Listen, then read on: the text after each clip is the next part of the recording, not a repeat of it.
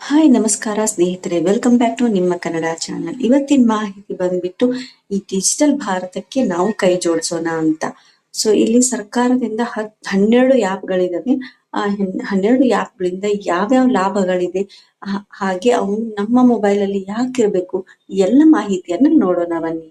First one ಬಂದ್ಬಿಟ್ಟು DG locker. So ಇದರಲ್ಲಿ ನೀವು ನಿಮ್ಮ ಶೈಕ್ಷಣಿಕ ದಾಖಲಾತಿಗಳನ್ನ, ಮಾರ್ಕ್ಸ್ ಕಾರ್ಡ್ ಎಲ್ಲ ನೀವು ಸೇಫ್ ಆಗಿ ಇಟ್ಕೋಬಹುದು. ಆಧಾರ್ ಕಾರ್ಡ್, ಪ್ಯಾನ್ ಕಾರ್ಡ್, ಹಾಗೆ RC ನಂಬರ್, ಅಂದ್ರೆ ವಾಹನಗಳ RC ನಂಬರ್, ಇವೆಲ್ಲವನ್ನು ಇಲ್ಲಿ ಸೇಫ್ ಆಗಿ ಇಟ್ಕೋಬಹುದು.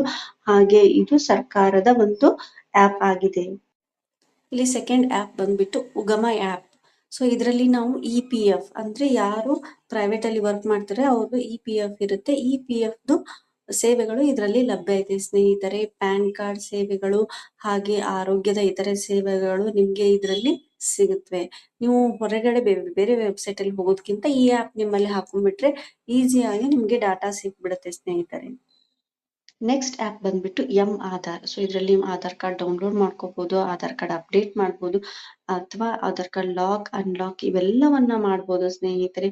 ಹಾಗೆ ಇದು ಸೇಫ್ ಕೂಡ, ಯಾಕಂದ್ರೆ ಎಲ್ಲವೂ ಗೌರ್ಮೆಂಟ್ ಆಪ್ ಆಗಿರೋದ್ರಿಂದ ಇವು ಸೇಫ್ ಆಗಿದಾವೆ. ಈಗ ಎಲ್ಲ ಕಡೆನೂ ಕ್ಯಾಶ್ ವಹಿವಾಟಿಗಿಂತನೂ ಏನೋ ಆನ್ಲೈನ್ ಪೇಮೆಂಟೇ ಜಾಸ್ತಿ ಆಗ್ಬಿಟ್ಟಿದೆ ಸ್ನೇಹಿತರೆ. ಈ ಸರ್ಕಾರಿ ಆಪ್ ಇಂದ ನೀವು ಪೇಮೆಂಟ್ ಮಾಡಿದ್ರೆ ಯಾವುದೇ ತೊಂದರೆ ಇಲ್ಲ. ಭೀಮ್ ಆಪ್ ನ ಹಾಕೊಳ್ಳಿ. ಇದರಿಂದ ನೀವು ಕ್ಯಾಶ್ ಅಮೌಂಟ್ ನ ಟ್ರಾನ್ಸ್ಫರ್ ಮಾಡ್ಬೋದು. ದೊಡ್ಡ ಅಮೌಂಟ್ ಇದ್ರೂ ನೀವು ಅದನ್ನ ಟ್ರಾನ್ಸ್ಫರ್ ಮಾಡ್ಬೋದು ಸ್ನೇಹಿತರೆ. ಹಾಗೆ ನಿಮ್ ಬ್ಯಾಂಕ್ ಖಾತೆ ವಿವರಗಳು ಇದರಲ್ಲಿ ಇರುತ್ತೆ. ಹಾಗೆ ಇದು ಸೇಫ್ ಕೂಡ.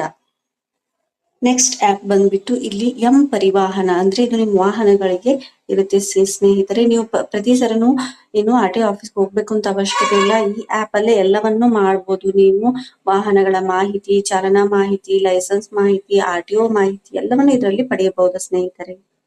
ನೆಕ್ಸ್ಟ್ ಆಪ್ ಬಂದ್ಬಿಟ್ಟು ಫಾಸ್ಟ್ ಟ್ಯಾಗ್. ಇದು ಎದಕ್ಕೆ ಯೂಸ್ ಮಾಡ್ತಾರೆ ಅಂದ್ರೆ ರಾಷ್ಟ್ರೀಯ ಎಲೆಕ್ಟ್ರಾನಿಕ್ ಟೋಲ್ ಸಂಗ್ರಹ ವ್ಯವಸ್ಥೆಗೆ ಇದನ್ನ ಯೂಸ್ ಮಾಡ್ತಾರೆ.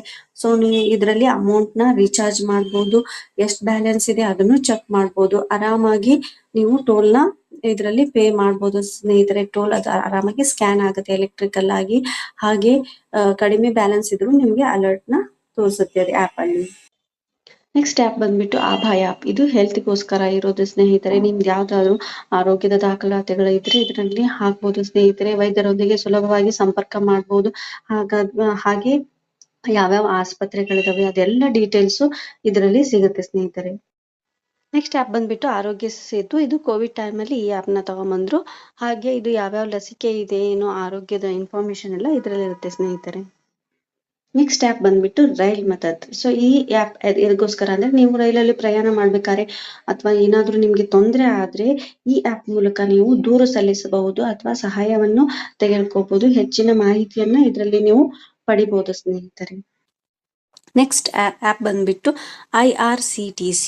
ಸೊ ಇದಕ್ಕೆ ಯೂಸ್ ಮಾಡ್ತೀವಿ ಅಂದ್ರೆ ನಾವು ರೈಲು ಸಂಪರ್ಕಕ್ಕೆ ನಾವು ಬುಕ್ ಮಾಡ್ಲಿಕ್ಕೆ, ಟಿಕೆಟ್ ರದ್ದು ಮಾಡ್ಲಿಕ್ಕೆ, ಆಮೇಲೆ ರಿಫಂಡ್ ಸ್ಥಿತಿ ಇದೆಲ್ಲ ನೋಡ್ಲಿಕ್ಕೆ ನಾವು ಈ ಆಪ್ ನ ಯೂಸ್ ಮಾಡ್ತೀವಿ ಸ್ನೇಹಿತರೆ.